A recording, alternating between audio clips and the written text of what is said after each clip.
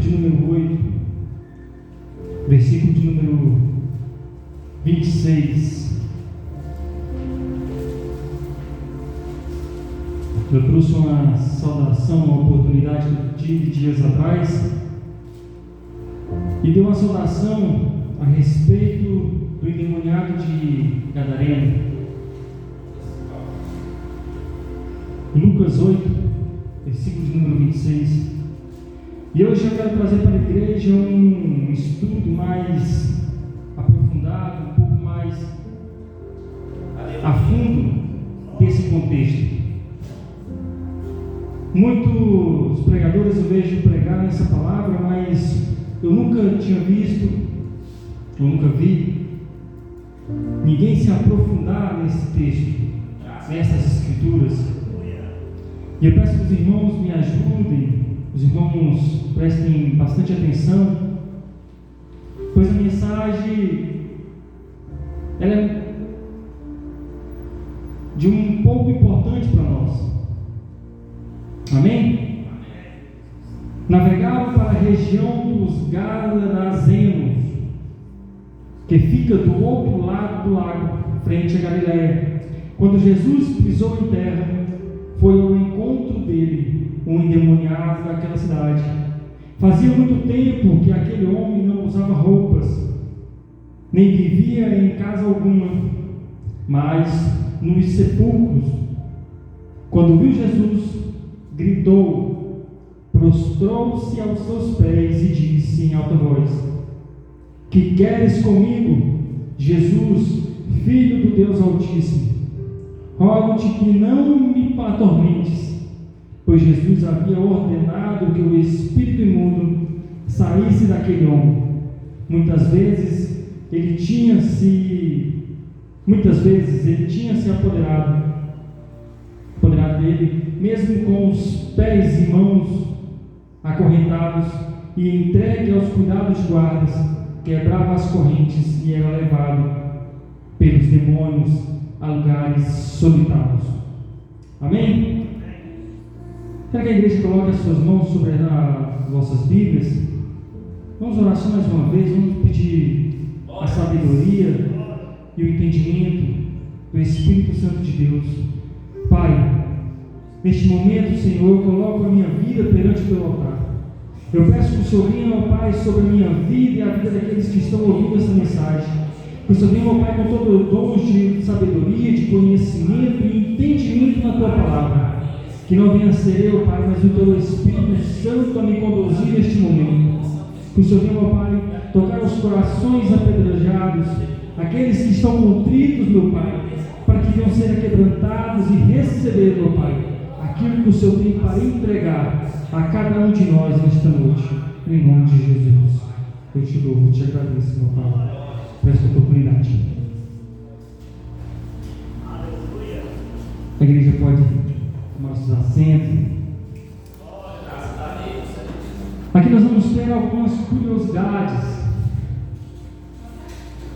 A Bíblia vai falar que o Senhor navegava para a região de Gadarenos, que era a cidade de Gadara. Mas o que me chamou a atenção, em versículos à frente, foi o porquê os demônios pediram para se apossar de porcos. Versículos que a gente vai entrar mais à frente, mas antes da gente chegar, eu queria fazer algumas observações antes, para que nós venhamos entender esse contexto e entendermos por que os demônios pediram aqueles porcos após sair daquele homem. E a cidade de Gadara, ela é uma cidade que compunha as 10 cidades que eram proclamadas de Decápolis, que eram compostas por 10 cidades.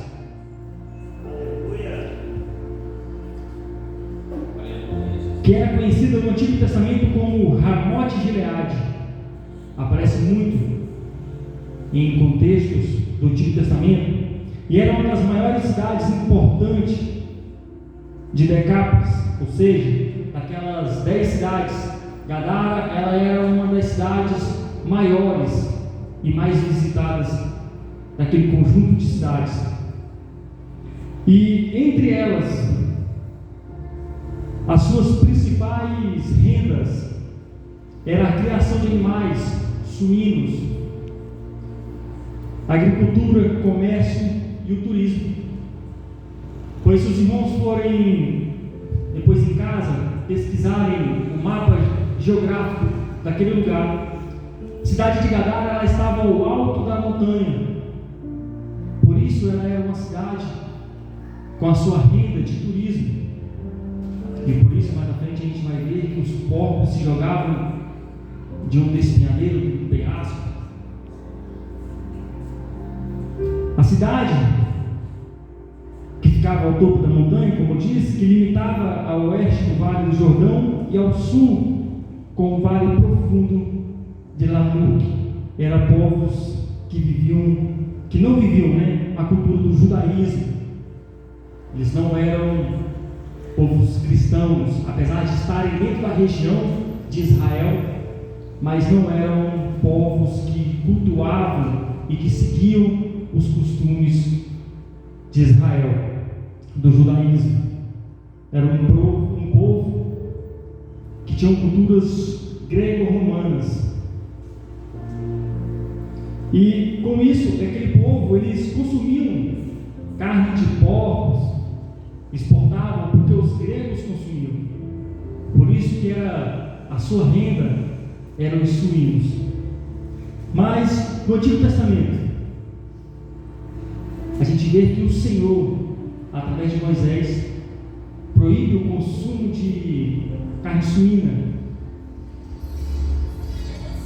Livro de Levíticos, capítulo de número 11, versículo 7 e 8.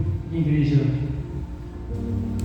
abrisse Levíticos, capítulo de número 11, versículo de número 7 e 8.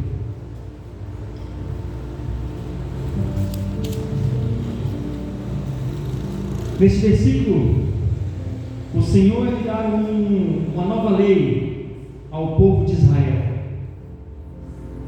O Senhor queria que aquele povo fosse diferente dos demais povos, dos povos que se deleitavam com o mundo. O Senhor queria diferenciar aquele povo. Mas tudo na Bíblia ela tem um significado e um porquê. Eu não sei se os irmãos já se perguntaram, já questionaram por que foi proibido o consumo da carne de porco. Versículos acima vai dizer mais alguns outros animais que entraram nessa lei alimentar que Moisés estipulou para Israel. O senhor já estudou, pastor, sobre essa questão do... Irmãos, e é interessante, tem tudo a ver com a nossa vida, com o nosso cotidiano. Deus, ele fazia tudo perfeito. O Senhor, mesmo no Antigo Testamento, há milhares de anos atrás, aqui no livro de Levíticos, vamos ver aqui quantos, há 1500 anos atrás, antes de Cristo, o Senhor ordena, faz uma lei que se baseia nos nossos dias de hoje. Qual é a lei? Versículo número 7. E o porco, embora tenha casco fedido e dividido em 2 unhas, não rumina. Considerem-no impuro. Vocês não comerão a carne desses animais, nem tocarão em seus cadáveres. Considerem-nos impuros. Ruminar. A Bíblia vai fazer 2 citações para o porco: cascos fendidos e ruminar. São 2 significados importantes e que nós precisamos para que nós possamos dar continuidade no livro de Lucas. O porquê os demônios pediram a manada de porcos. E eu vou precisar da ajuda da igreja, para que não fique só comigo, mas que a igreja também participe e consiga também entender essa visão. Eu vou pedir a alguém que pesquise o significado de ruminar com base bíblica, porque o ruminar eu vou abreviar, mas na Bíblia tem um significado diferente. O ruminar é remoer, animal que remoe, mastiga o tempo todo. Mas na Bíblia tem um significado diferente, ele é mais profundo. Como eu disse no começo, Deus, tudo tem um significado e o importante para tudo que Ele fazia. Cascos fendidos. No versículo de número 1 do capítulo de número 11, o Senhor vai listar também mais alguns outros animais nessa lista da lei alimentar. Versículo de número 1: E disse o Senhor a Moisés e a Arão: digam aos israelitas, de todos os animais que vivem na terra, estes são os que vocês poderão comer. Qualquer animal que tenha casco fendido ou dividido em duas unhas e que rumina, vocês não poderão comer. Qualquer que só ruminam, nem os que só têm o casco fendido. O camelo, embora rumine, não tem o casco fendido. Alguém achou o significado de ruminar?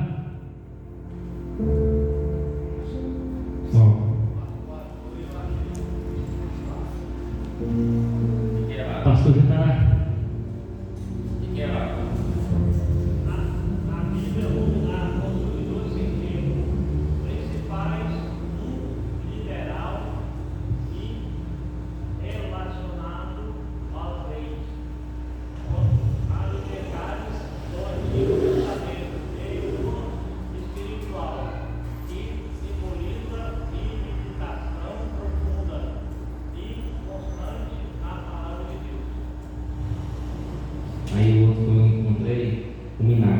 Mastigar de novo o alimento que volta do estômago à boca. Esse seria o significado natural do ruminar. Natural e bíblico. O significado da palavra espiritual: animais que não ruminam, como o porco, o camelo ou o orégano, eram considerados impuros.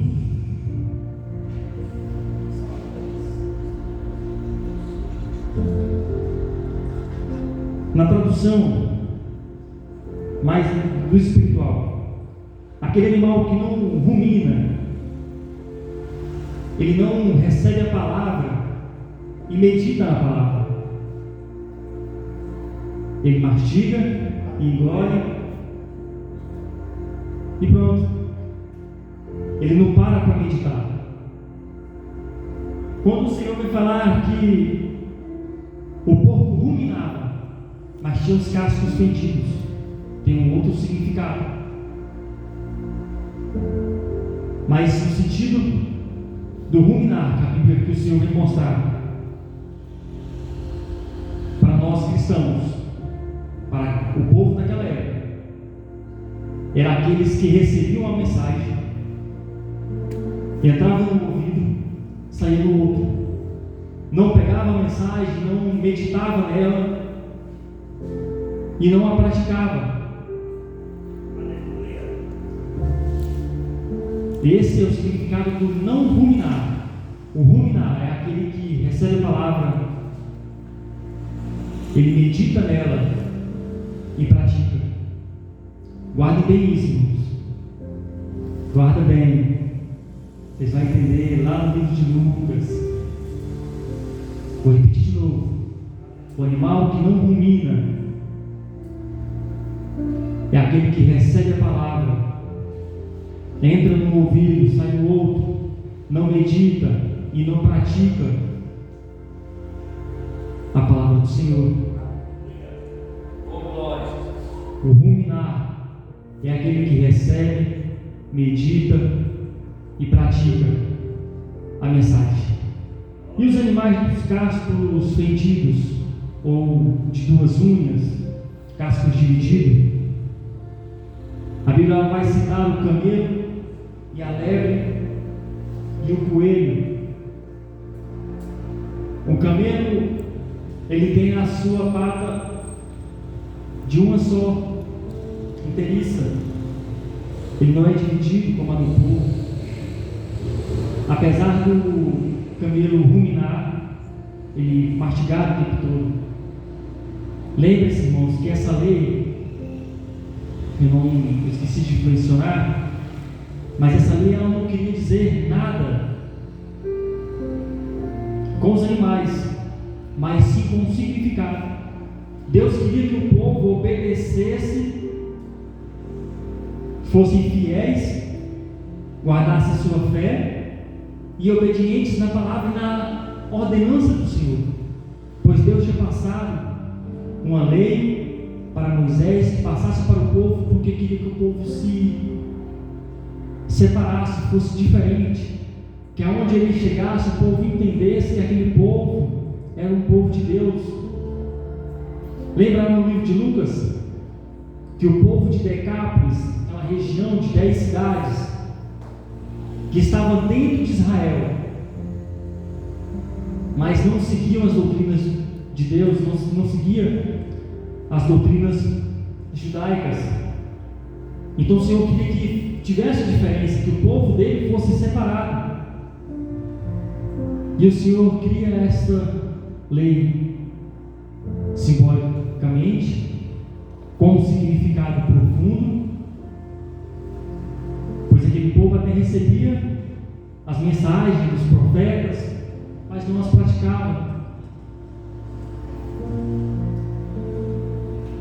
Algumas outras, onde o irmão Paulo estava lendo na pesquisa, vai falar que alguns estudiosos falavam que era pelo fato do porco comer restos de comidas e carniças.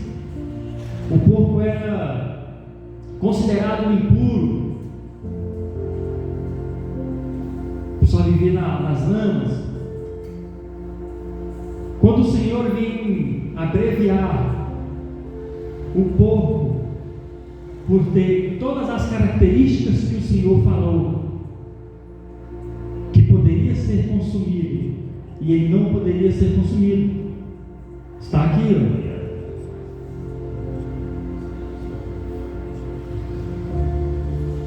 E o porco, embora tenha cascos fedidos e divididos em duas unhas, não rumina, considere-o impuro, vocês não consumirão a sua carne. O porco tinha os seus cascos divididos, mas não poderia ser consumido. Os cascos fedidos, ele vem trazer uma...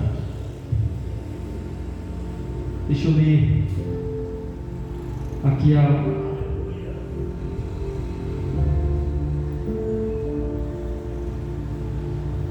o seu significado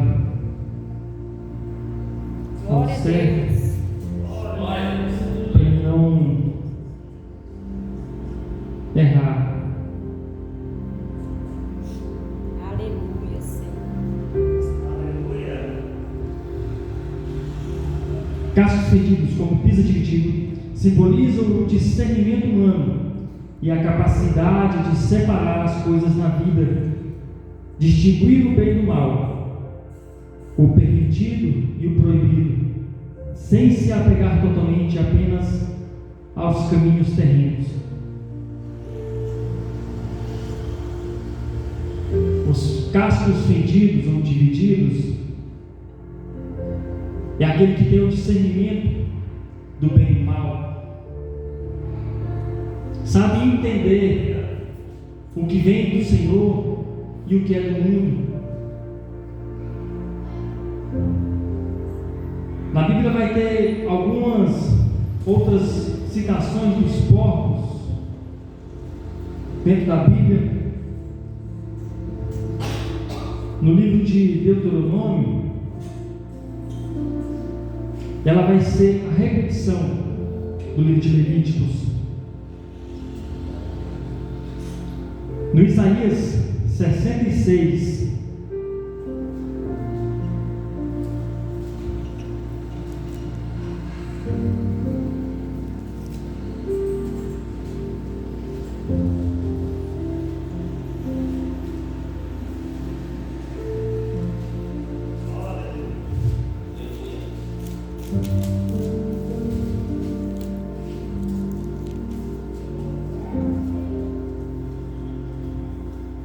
não leio ainda, espere.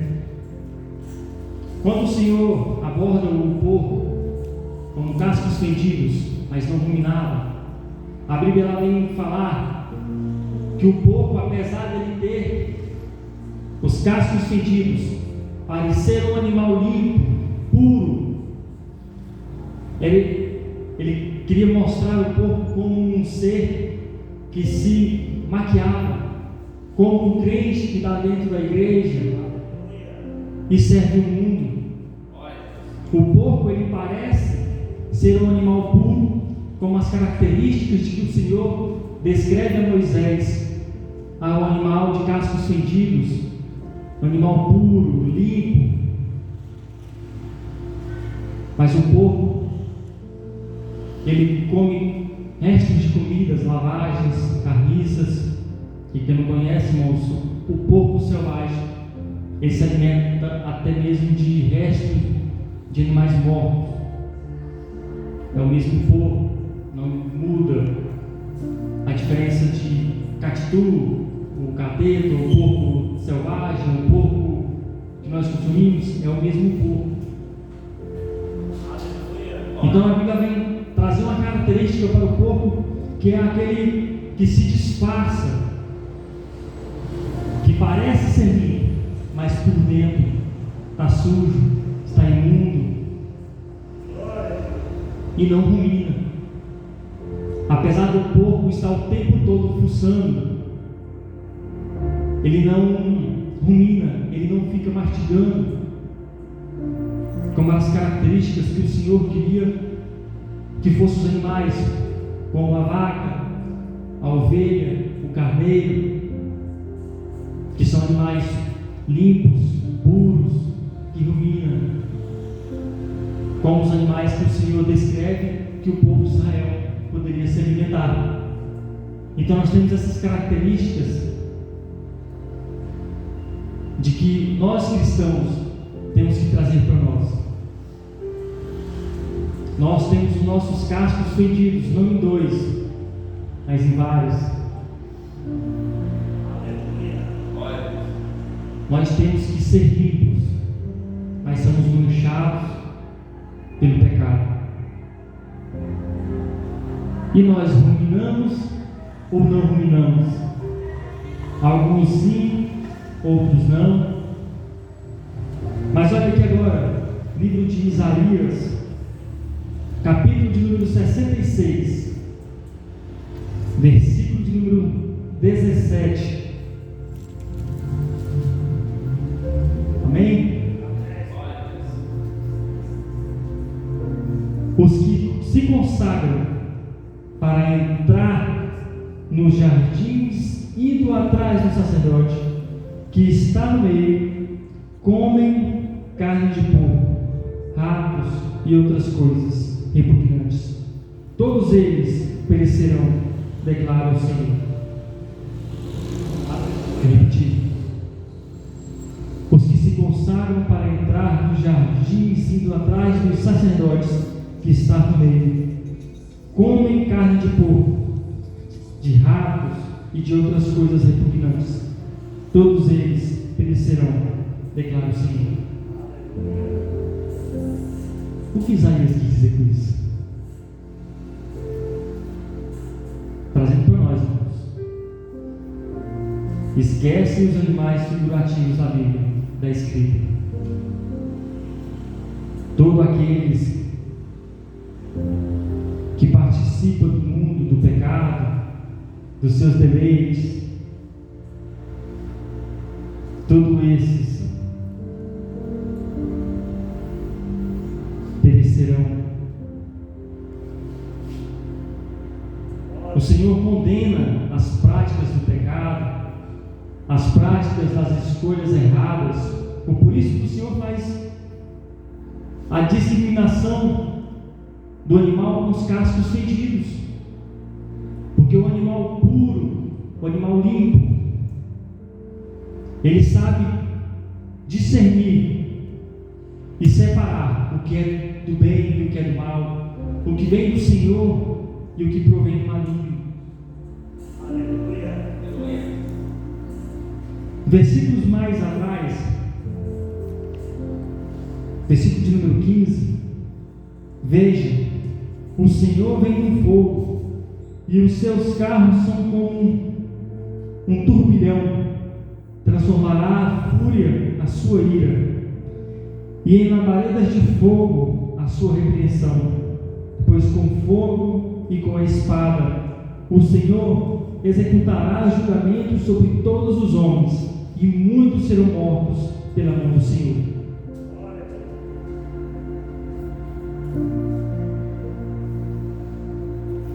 Vemos o tanto que uma simples lei alimentar que foi dada a Moisés, que passasse para o povo israelita, tem um significado tão grande que nós trazemos para nós hoje. É lógico que essa lei ela se cessa na vinda de Cristo, onde tudo se faz novo, aonde as escrituras são convertidas e discernidas e repassadas para nós. O Senhor não estava condenando uma criação dele, mas ele estava mostrando para o povo que ele conseguiria transformar algo sujo, imundo, em algo perfeito. Por mais que o povo não entendesse o porquê o Senhor separava e condenava um animal, uma criação, mas tinha algo espiritual por trás. Lá no povo de Decápolis, um povo que consumia porcos, um povo que vivia práticas de pecado, quando chegava um israelita, um judaico, naquela região, o povo já sabia diferenciar, porque era um povo que não consumia, era um povo que se separava no meio da multidão, porque o principal fonte de proteína era a carne suína. Agora imagina você ir para um lugar. Vou usar mais fácil de entender. Você ir em jejum de carne e no churrasco. É notório, irmãos. A graça, ela vai manifestar, ela vai brilhar no meio do povo. Não tem como. Agora nós entendemos o significado do povo do Antigo Testamento. Alguém ficou com alguma dúvida ainda a respeito do povo? A respeito dos cascos fendidos? Então peço que a igreja volte ao livro de Lucas. Vamos voltar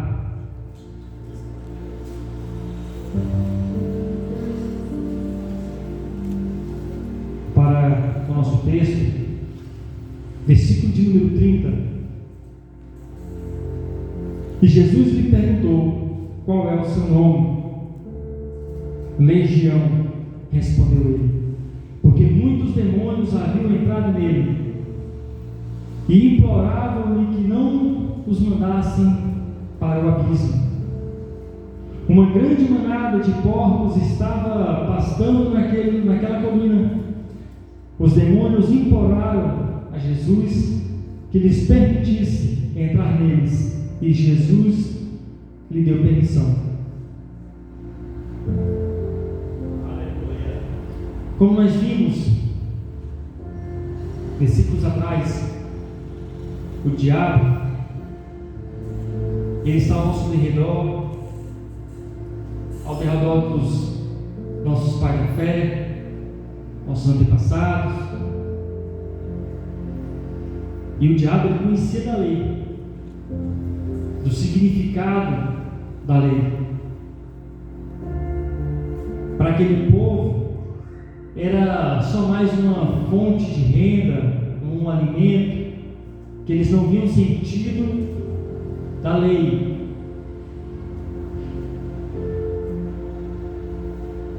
E saindo do homem, os demônios entraram nos porcos, e toda a manada atirou-se em precipício abaixo, e em direção ao lago, e se afogou.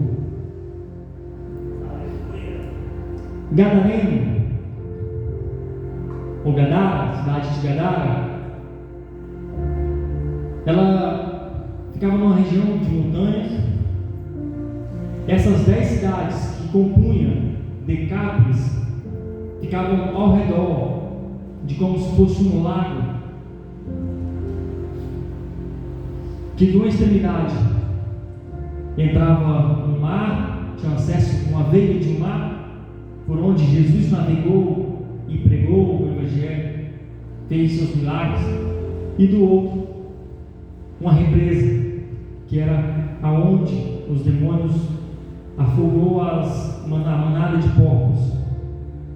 Então, no mapa, quando os irmãos chegarem em casa, pesquisem no mapa geográfico de Gadara.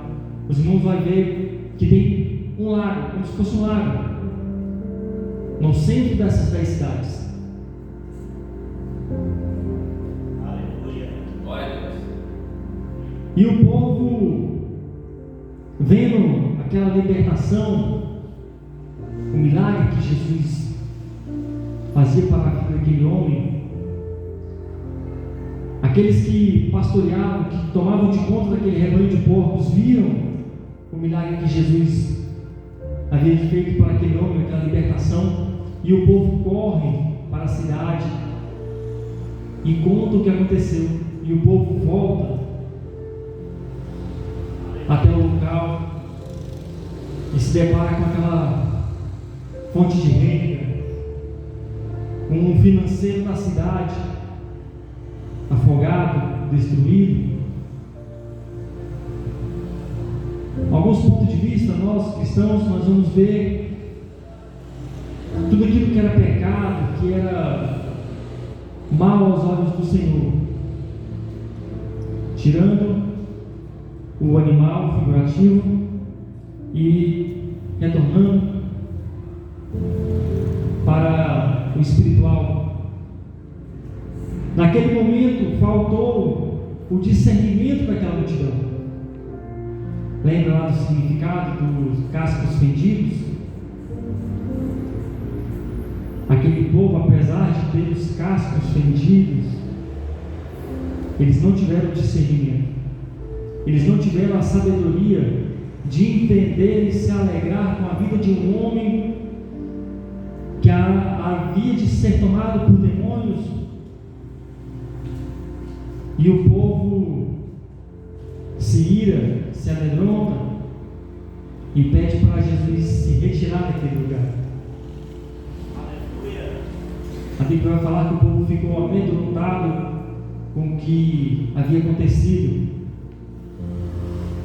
mas na realidade o povo ficou com medo do que poderia acontecer de mais catastrófico ao seu bolso. O povo não estava disposto a largar o pecado, a largar a vaidade, a largar a luxúria.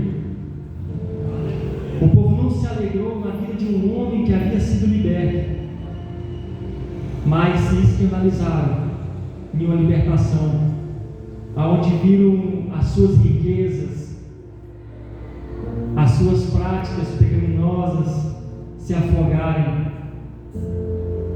Se os irmãos forem prestar atenção, a gente vai ver mais alguns outros pontos que são significativos também espiritualmente. Vai falar que os porcos morrem afogados. Aonde a Bíblia fala que a gente deve morrer para o mundo e renascer para Cristo. João Batista vinha pregar e falar a respeito do batismo e do arrependimento, que nós deveríamos ser batizados na imersão da água. Quando emergíamos, morríamos para o mundo e emergendo, nascia em Cristo. Ali, se a gente olhar, aqueles porcos morrem afogados. Tudo que era pecado, que era castigo, que era maldição, se acaba ali, ao fundo daquele lago profundo, e o abismo, condenação, a ira de Deus, a eternidade que não pode mais ser revertida. Tudo isso para um povo que não aceitou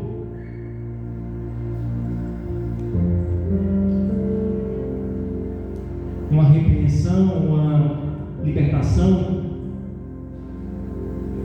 Versículos atrás vai dizer que Jesus, ao colocar os pés naquela terra, aquele homem já foi de encontro a Jesus e se prostrou diante dele. Aquele homem nunca tinha visto Jesus, mas ele já o reconhecia, já sabia ele por nome. Aonde Jesus chega, não tem como ter pecado, ter choro, tristeza, amargura. A Bíblia vai falar que após o povo pedir que Jesus se retire, o homem que há de ser liberto pede para ir com Jesus, e Jesus não permite. Jesus ordena que ele fique e diga às pessoas a experiência dele. Muitas das vezes o Senhor nos tira do pecado, de práticas pecaminosas, e nos manda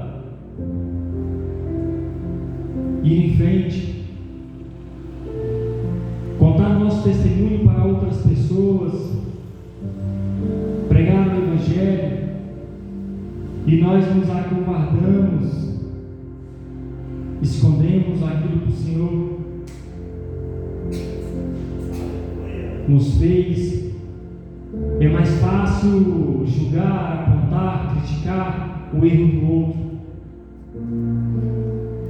É mais fácil ver o irmão no pecado, na prostituição, nas drogas, na bebida,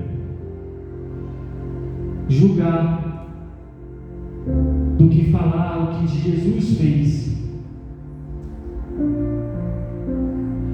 Na minha vida, Jesus arrancou a bebida. Não fui eu que parei, foi Ele que tirou de mim. Glória a Deus. Eu falo isso para qualquer um, minha esposa é testemunha.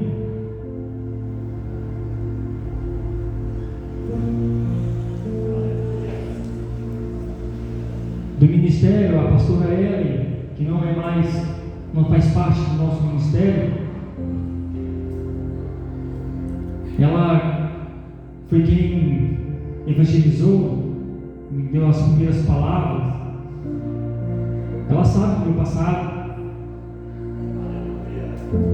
Eu não estou no altar mentindo, não estou contando. Eu não queria largar, eu não queria estar na igreja, mas a misericórdia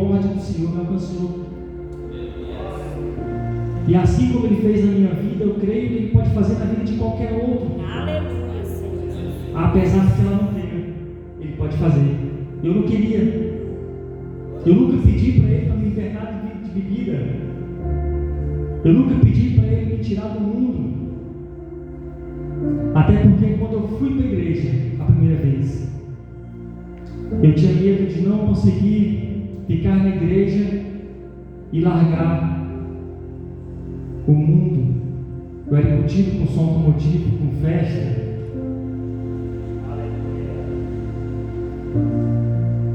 Eu tinha medo de não conseguir firmar.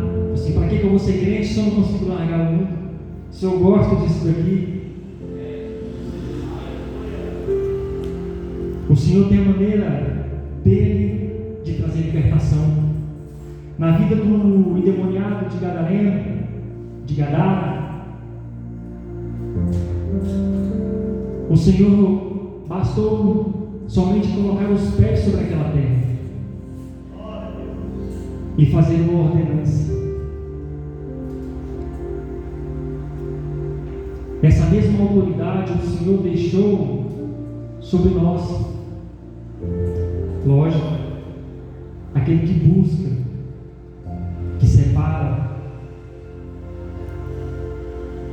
não se separando, deixando de comer carne de porco, de camelo, que a gente não come, mas se separando da forma espiritual do texto,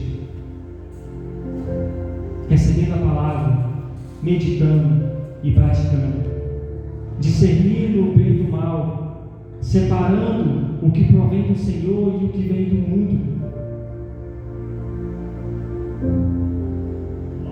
Depois disso, você pode profetizar a libertação sobre a vida de um parente, de qualquer um. Não precisa você tomar as dores da pessoa. Basta você ter sabedoria e usar a palavra que o Senhor deixou. Não precisa inventar, não precisa criar. A própria palavra, ela liberta. Glória a Deus. Como eu disse, eu não queria largar o mundo, eu não queria estar na igreja. Mas mesmo eu sem querer, tinha alguém que orava por mim, que buscava por minha vida. E o Senhor se atentou a ela.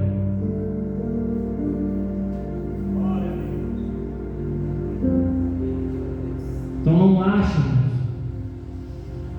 que aquele parente que você ora, que você busca, não se canse de orar por aquela pessoa, não desista dela. Jesus não desistiu de nós. Nós também não devemos desistir daquele parente que a gente acha que já é caso perdido. O Senhor tem o seu momento determinado para tudo. A vida do Gadareno só precisou de um botar de pé sobre uma terra e uma palavra de saia para ele ser liberto. Mas o Senhor deixou uma ordenança para ele: fique e testemunhe. Agora uma pergunta, não vou falar para vocês, mas para nós: qual tem sido o nosso testemunho diante do Senhor? Aleluia, Senhor. O nosso testemunho está libertando? O nosso testemunho está gerando vidas para o reino? É uma pergunta que ela enquadra todos nós. Não tem bispo, não tem acepção de evangelista, de pastor, de diácono, de obreiro nenhum, de servo, de membro. Ela é para todos nós. Que tipo de testemunho nós estamos dando para aqueles que ainda estão aprisionados? Às vezes o seu testemunho é um pisar naquela terra seca, naquela terra de pecado, para que uma vida seja liberta. Às vezes não precisa falar nada, não precisa você saber um versículo, você não precisa saber pregar, você não precisa saber ler a Bíblia ou ter ela decorada na cabeça. Às vezes só o seu testemunho, um abraço, já pode servir de libertação para a vida de alguém. Aleluia. Pode dar o testemunho aqui do rapaz ali, pastor? Eu vou dar um testemunho a vocês, irmãos. Aqui dentro da igreja, eu fiquei muito feliz. Ao mesmo tempo, me servi de alerta. No início das reformas da igreja, a gente estava quebrando as janelas. Tinha um rapaz do outro lado da rua, não precisa falar nome. Os irmãos pode ser que lembrem. Ele ligava um som muito alto na porta da casa dele na rua. E no dia que a gente estava fazendo esse serviço, a gente não vigiou, a gente julgou. E decorrer disso, a mesma pessoa ligava o som todos os cultos para atrapalhar. E um dia, eu não lembro se era festividade, se era um culto normal, foi um dia de ceia. Aí não lembro. O CPU dela não acelerou, não. Eu estava sentado no altar e me incomodou muito. E eu fui lá na intenção só de pedir para baixar o som. Mas a intenção de Deus naquele meu lado era outra. Quando eu chegar lá e pedir para ele baixar, o rapaz, isso aqui, irmãos, é um outro exemplo. Tem gente que fala que a pessoa bêbada, ela não é liberta. Vocês olham, presta atenção nisso. Eu cheguei lá, o rapaz bêbado, som alto, eu pedi para ele baixar, ele baixou, e foi me falar o porquê do som alto.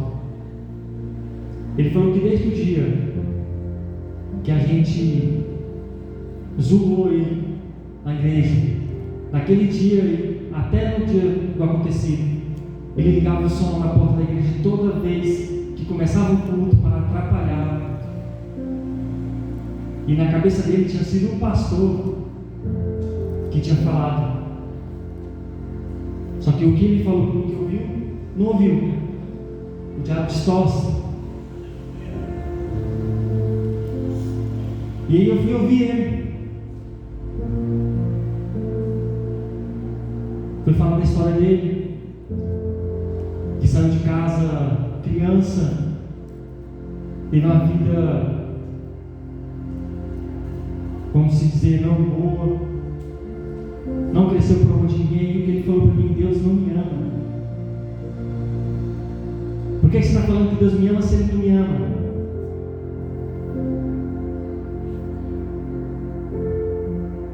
E ele ainda virou para mim e falou assim: agora é que eu vou beber.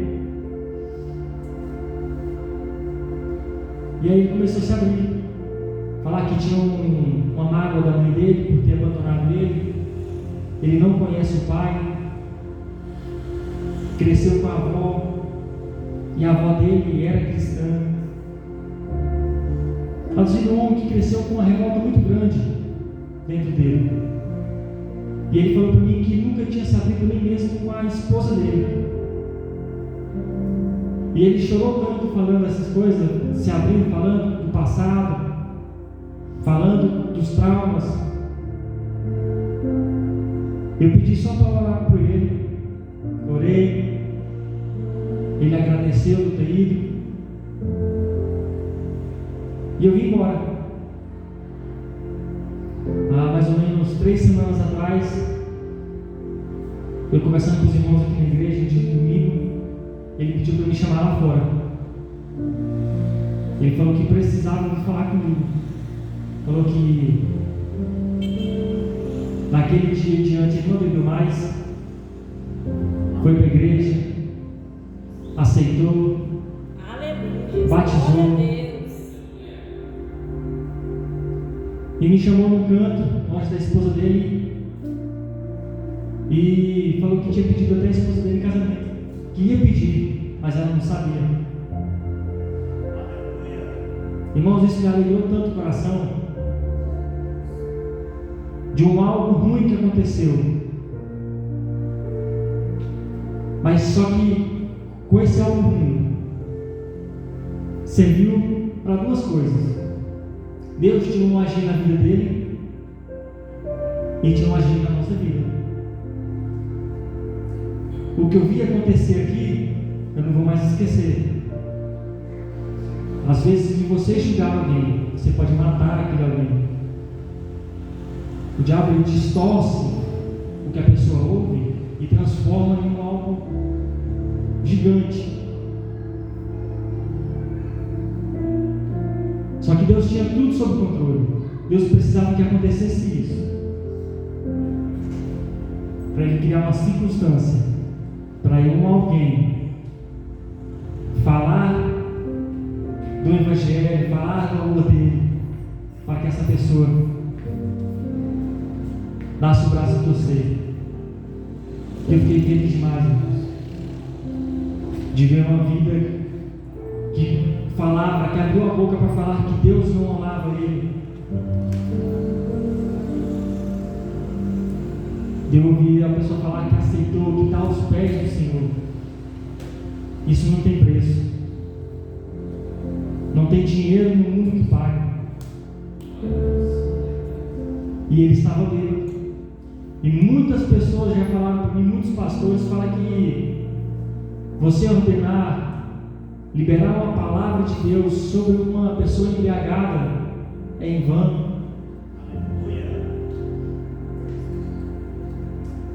As pessoas, elas estão anulando o poder de Deus. Eles estão limitando a graça do Espírito Santo sobre nossas vidas. Por isso que muitos perecem, muitos morrem. Por isso que o povo julga tanto os cristãos pelos testemunhos e por limitar o poder de Deus. A mensagem que eu trago à igreja hoje é essa: os cascos fendidos e o ruminar. Que hoje nós vamos sair daqui hoje entendendo a diferença daquele que discerne o que é de Deus, aquele que sabe dividir o que ouve de certos pregadores, de falsos profetas, e discerne o que vem de Deus e o que vem do mundo, do maligno. E o ruminar, que é aquilo que vem de Deus, que a gente vem mastigar, comer, guardar no nosso coração, meditar e praticar. Amém? Eu agradeço a oportunidade, irmãos.